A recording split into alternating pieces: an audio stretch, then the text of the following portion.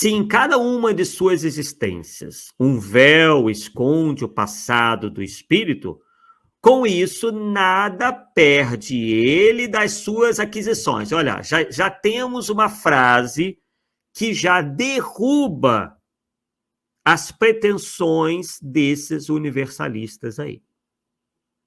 Ou até mesmo alguns espíritas, como, por exemplo, aqueles que dizem que Chico Xavier foi Allan Kardec.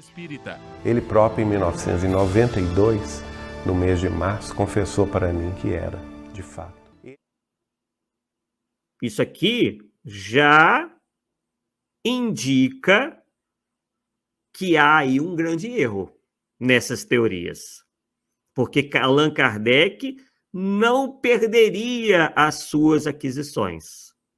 Quer dizer, que aquisições são essas? Os seus talentos, os seus pendores, que obviamente se manifestariam em Chico Xavier se ele fosse a reencarnação de Allan Kardec. Mas não se manifestaram. Chico Xavier tem uma personalidade, pendores, talentos diferentes de Allan Kardec. Então, amigos e até parentes viam Chico Xavier como uma mãe. Divaldo Franco. Chico era doçura em pessoa, era mãe muito mais do que pai. Jorge Rizinho. É uma alma maternal, ele é uma mãe, não é pai. Geraldo, irmã de Chico. Não, ele não é nosso irmão apenas. Foi, tem sido e é a nossa mãe. Lucília, também irmã de Chico. Chico foi como uma mãe para nós. Então, a percepção, todo mundo de mãe. Por que todo mundo de mãe? Pela forma de ele tratar as pessoas. Pelo carinho com que ele tratava os irmãos. E como eu disse, isso vinha de uma forma espontânea nele. É a questão das tendências. Ele fazia sem sentir, sem perceber. Estava nele. Um arcabouço mental, emocional, completamente diferente de Allan Kardec. O fato do espírito revestir um novo corpo não anula isso daí. Em momento nenhum anula. Tá? Então, nós sempre, geralmente, trazemos esses pendores, essas aquisições, esses talentos acumulados ao longo das mais variadas existências, principalmente naquela que nos foi anterior. Então, isso aí já é uma bala de prata para os falsos Kardecs da vida, para as várias Marias Madalenas que estão surgindo por aí, isso para citar alguns exemplos mais recentes. Sem contar os mais variados falsos Kardecs que nós já apresentamos para vocês aí, inclusive no Polêmica Espírita. Muitas vezes as pessoas perguntam assim, por que vocês estão falando sobre esse tema? Por que isso não tem nada a ver? Isso é perca de tempo? Isso não tem nada a ver com doutrina? Mas eu acho que tem a ver sim. Primeiro, do meu ponto de vista, e posso estar equivocado, nós não temos base nenhuma doutrinária para ligar Kardec a Chico. Esse é o primeiro ponto. O segundo ponto é que o espiritismo passa a virar chacota, a ser motivo de chacota aí fora, quando nós já temos 7 personagens que dizem, ou que as pessoas apontam, como Kardec reencarnado. Aqui nós temos essa lista, que nós apresentamos na nossa primeira live, Allan Kardec e suas reencarnações, tá? E inclusive tem uma fala de Leon Denis, não lembro se de cabeça a obra, mas ele diz que em 1897 já supunha o Allan Kardec reencarnado. Então, para mostrar que essa ideia não é de hoje, e todo mundo é Kardec reencarnado, então é uma pandemia danada. Quantos Allan Kardecs não surgiram? Inclusive ao mesmo tempo, né? Então vocês vejam, pessoal, que a falta de estudo que causa leva esses indivíduos ao ridículo. Se eles tivessem verdadeiramente esse conhecimento que todos eles dizem ter, eles jamais ousariam se apresentar como reencarnação de Allan Kardec. Eis que aqui se apresenta a reencarnação de Hippolyte Léon Denisard Rivail, que também foi Akhenaton, que também foi Mahavatar Babaji, que também foi Sansão, que também foi Ezequiel. Muitos perguntarão como pode, dentre estes, 2 estavam encarnados ao mesmo tempo. O Cristo Jesus subdivide o espírito de Iriander Enelai em pelo menos 5, pois eu digo que neste momento o espírito do Pedro está encarnado simultaneamente em mais 3 planetas, causando uma grande revolução, porque esses 3 planetas também se encontram em transição planetária e estão num momento evolutivo muito parecido com a Terra, e não se pode perder tempo. O tempo urge. Allan Kardec não se trata aqui de nenhuma idolatria, tá, pessoal? Nós estamos aqui baseados em fatos que vocês conhecem bem. Allan Kardec, eu já disse isso algumas outras vezes, era um verdadeiro polímata. O que é um polímata? É alguém que tem conhecimento de razoável para muito bom de várias matérias, de vários assuntos. É um homem extremamente sério, capacitado. Possivelmente, numa nova existência, ele se apresentaria, no mínimo, com essas mesmas capacidades desde tenra idade. E possivelmente chegaria até o final da vida ainda melhor, porque já seria uma outra experiência onde ele adquiria ainda mais conhecimento. Porque as reencarnações, quando bem aproveitadas, sempre vão assomar ao conhecimento que nós já tínhamos. Jamais Kardec ia se apresentar como alguns desses candidatos aí. Pessoas extremamente limitadas, pessoas que, enfim, embora tenham tido suas qualidades, ainda assim não estavam, no mesmo patamar espiritual, tanto em termos morais como de inteligência, de Allan Kardec, um missionário de primeira grandeza. Não construíram nada, sequer perto do que Kardec erigiu. Então tá lá, ó, que se em cada uma de suas existências um véu esconde o passado do espírito, com isso nada perde ele das suas aquisições. Isso não quer dizer, como andam deturpando por aí, o falso Kardec inclusive, que o Kardec ia ter que se vestir da mesma maneira, ia ter as mesmas feições, o mesmo jeito. Não, obviamente que não. Porque os homens de hoje se vestem de outra maneira, se comportam de uma outra maneira, dependendo da cultura até, mas não ia ser um doidivanas. Isso não o faria, alguém, por exemplo, com um comportamento moral abaixo do que ele teve na encarnação passada. Ele não regrediria. O espírito, por mais que ele volte em condições diferentes, ele jamais regride, porque aquilo já é uma conquista. Se a gente admitir que nós regredimos, então nós estaremos aí confrontando com mais um princípio básico, elementar da doutrina espírita, que é o da não retrogradação. O princípio da não retrogradação não é aquele que apenas diz que nós não encarnamos como animais, mas aquele que diz que todas as nossas conquistas intelectuais e morais jamais se perdem.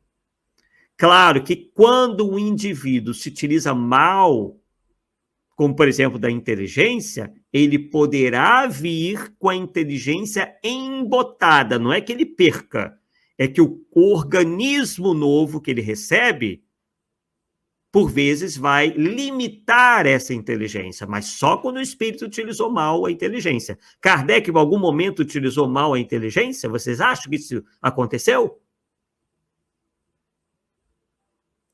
Claro que não, né, pessoal? É óbvio que não, muito pelo contrário. Continuando. É assim que, reencarnando, o homem traz por intuição e como ideias inatas, intuição e ideias inatas, o que adquiriu em ciência e moralidade. Então, vejamos aí que nós não perdemos isso. Estão lá. Nós só não temos um acesso integral, mas por intuição e ideias inatas, esse nosso conhecimento, esses nossos conhecimentos, essa nossa moralidade vai se apresentando. Prossegue Kardec. Digo em moralidade porque, se no curso de uma existência ele se melhorou, se soube tirar proveito das lições da experiência, se tornará melhor quando voltar. Olha lá. Então, a tendência aí é de melhora, jamais de piora. Por quê? Porque o espírito não retroage. Nós não perdemos as nossas conquistas intelectuais e morais. Isso tem que ficar bem claro. Quando alguém, portanto, se apresentar como a reencarnação de alguém muito grande em termos morais ou intelectuais, ou os dois, ele necessariamente terá que apresentar essas mesmas qualidades integralmente. Poderá não apresentar, talvez, nos primeiros anos, quando se é criança, mas assim mesmo nunca será uma criança rebelde ou limitada.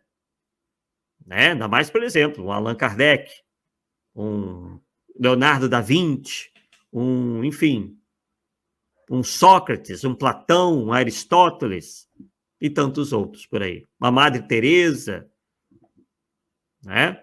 Imagine, alguém pode imaginar que um Sócrates, que o pai da filosofia, pudesse reencarnar hoje e ser uma criança medíocre, uma criança mal educada ou com um comportamento completamente antissocial? Obviamente que não, né, pessoal? Mesmo talvez não tendo aí uma educação, não receba uma boa educação, o que vai prevalecer são as conquistas, né? Porque elas estão já muito solidificadas para serem quebradas por qualquer coisa, né? Então, vamos lá. Então, a tendência é essa, do indivíduo se apresentar numa nova existência melhor do que em outra. Seu espírito amadurecido na escola do sofrimento e do trabalho terá mais firmeza, olha lá. Longe de ter de recomeçar tudo, ele possui um fundo que vai sempre crescendo, sempre, advérbio de frequência, e sobre o qual se apoia para fazer maiores conquistas. Olha lá. Gente, mais claro que isso é impossível. Tá? Realmente é impossível algo mais claro que isso. É só saber ler e não ter vontade de distorcer isso. Né? Perceba, ó, vai sempre crescendo, terá mais firmeza, quer dizer, é sempre para melhorar, nunca para piorar. Tá? Se fosse para piorar, não haveria nada, não teria problema nenhum, não teria nada demais os espíritos já terem dito isso a Kardec naquela época. O que essas pessoas do século XIX não poderiam entender? O que estaria tão difícil aí para os espíritos encarnados no século XIX que eles não pudessem entender? Ora, se os espíritos superiores nos disseram isso que vocês acabaram de ler e não disseram outra coisa, é porque essa outra coisa estava errada. Como eu já disse várias vezes, e vocês sabem bem disso, né? Que os indivíduos do século XIX não eram tão obtusos como esse pessoal do universalismo diz, não. Muito pelo contrário. eram espíritos tão preparados que foi justamente nessa época, ao longo do período da Revolução Industrial, que se houve um boom de progresso que jamais houve antes na história da humanidade. Nós saímos praticamente de uma sociedade rural, né, agrária, melhor dizendo, né, para uma sociedade tecnologicamente muito mais avançada do que antes. Isso muito rapidamente, ao longo de algumas poucas décadas, né, onde surgiu aí os meios de transporte muito mais eficientes, mais rápidos, todas as invenções praticamente modernas que nós temos hoje se originaram naquela época e foram aos poucos se aperfeiçoando. Ok?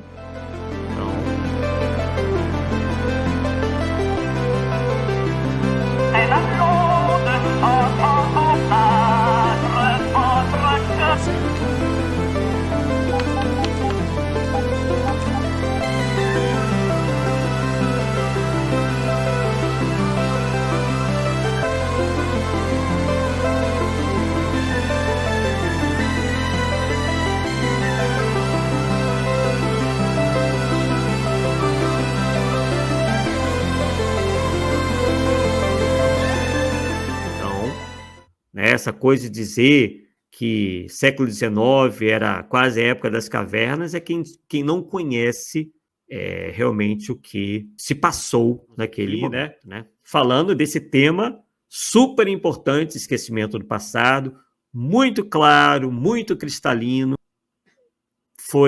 tem sido desvirtuado pelos espertalhões, porque eles sabem que em nenhum momento eles podem se equivaler a determinadas figuras históricas, e aí vem com essa história de que o esquecimento é quase como que um começo do zero. Nananina, não me venham com essa história, né, para tentar justificar a mediocridade que eles possuem agora, né, que não os colocam nem de perto no mesmo nível, né, dessas figuras como Allan Kardec, como a própria Maria de Nazaré, Maria Madalena, entre outras figuras históricas importantes do passado. Então, que tirem o cavalinho da chuva, vistam aí as sandálias da humildade, porque está faltando muito. Ponham a mão na consciência, esses indivíduos aí que acham sem reencarnação aí de grandes figuras do passado, coloquem aí a mão na consciência, vejam as limitações que ainda tem em termos intelectuais e principalmente em termos morais, que vocês verão que não seria possível vocês serem essas figuras, terem sido, né, essas figuras em vivências, em reencarnações anteriores. Tá? Humildade em primeiro lugar. Agora, claro, se alguns desses demonstrar efetivamente estarem no mesmo nível de um Kardec, aí a gente começa a conversar. Mas tem que apresentar, no mínimo, o mesmo nível. E vocês viram aí que a tendência é, inclusive, superar, né? O espírito se apresentar ainda melhor do que foi. E nenhum desses aí chega nem ao dedinho, mindinho, dessas figuras históricas aí do passado.